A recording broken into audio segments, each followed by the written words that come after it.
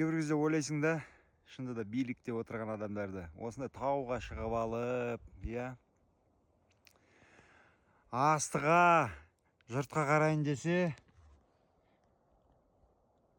қорқынышты екен ғой.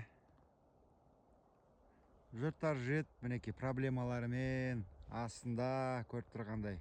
Мысалы айтайын, мына машинаны аша алмай тұрасың, кілтің жоқ, не істейсің? Билікке айтайын десең, кілт менде ғой. Кілт менде, билікте отырған адамда. Ал ана жерде проблемасымен жүр. Проблемасын шеше алмай. Қалай мен шешем? Кім көмектеседі маған деп айқалап ана жақта тұр. Оны ешкім естімейді. Сіздерде ондай ой болмай ма? Мінекей. Үстіге мініп кеткеннен кейін сен астағы адамдарды ешкімді естімейсің. Жай жорлап жүргенін көресің. Болды, тірлік жасап. Ал сен мына жақта отырасың.